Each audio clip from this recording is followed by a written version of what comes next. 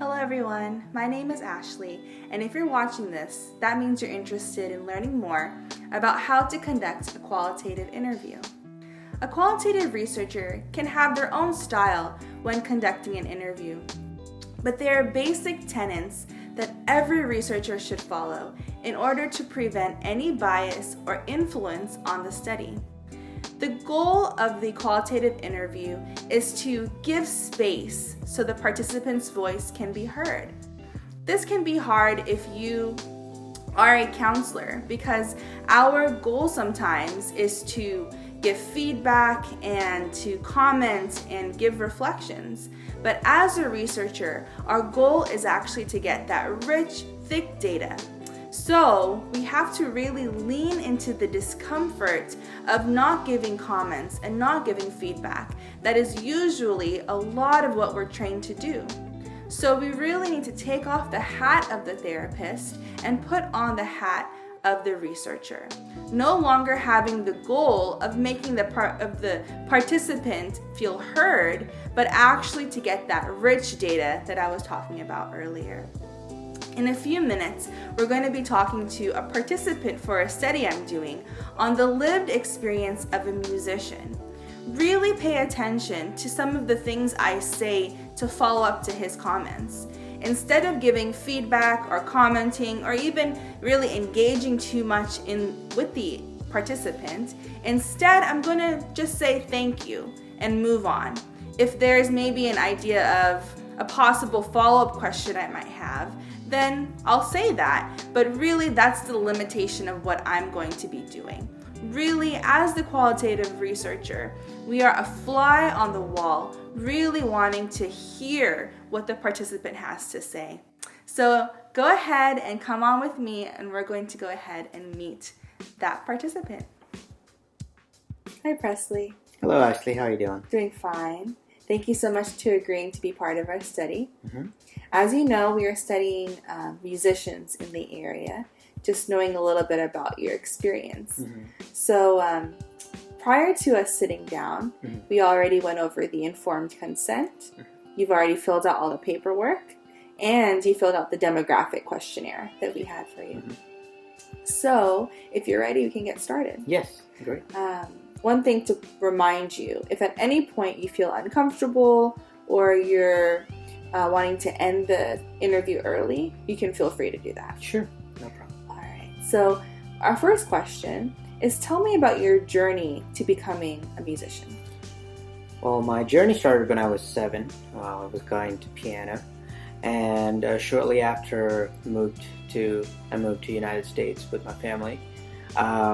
Then I got plugged into a church where I started helping out with their worship team, with drums, and then slowly transitioned into acoustic guitar, and now I help with the same church occasionally with the electric guitar. Now it's been about 2 decades now playing with them and without them. Thank you. Mm-hmm. Tell me about some challenges that you've had as a musician. As a musician, one of the biggest challenges that we had, I had, is the fact that I had to learn how to adjust to the style of music. What I've realized is from when I started 2 decades ago till now, music has evolved quite a bit. And just by that itself, learning how to adapt and also capture the audience has been one of the big challenges. Thank you. I can hear from what you're saying that it takes some amount of flexibility to be able to handle those challenges. Yes, definitely. Yeah. So what are some strengths that you have seen in yourself as a musician? I believe one of the things that I've been learning over the years is, and pruning every time, is the art of having patience. I call it my strength, but I also am learning to be better at it as well. Patience is one of the key things in our style of music and lifestyle of music, basically. because the music changes so much.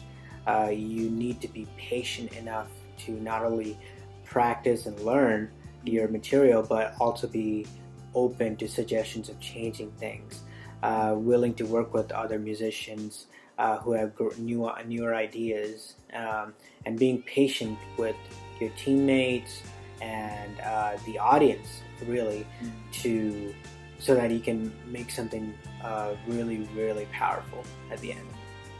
Well, it's really nice to hear that, and just hearing your strengths and all the things you've done as a musician over these few years. So thank you so much for your time. Really appreciate it. Sure, yes. And I hope you have a great rest of your day. You too. Thank you. Have a good day.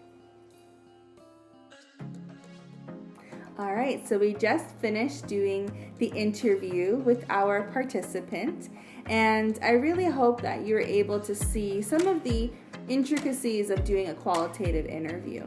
A couple of things to point out is noticing that I used very minimal language in every response.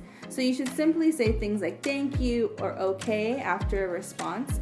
I'd really refrain from saying great or anything like that, because even that could influence what the participant says afterwards. So really minimizing what you say and being as neutral as possible. I'd also like to point out that I did end up commenting. The purpose of that was to segue into a follow-up question, because I had prepared a few Grand Tour questions. They were, what is some of the challenges you had, and what was the journey towards becoming a musician? So those were some questions I had prepared, but I had not prepared the question of looking at your strengths as a musician. I saw that in the content of what he had said. So you can do a follow-up question based on something intriguing that you think would lead to more rich data, or you can use a follow-up question from previous interviews, knowing that this is a theme that's emerging in all of the interviews. And so be really aware and prepared for some of those questions that you may want to ask. So I hope that was informative. I hope you learned something, and I'm really excited for you as you engage and begin your journey as a qualitative interviewer. So good luck.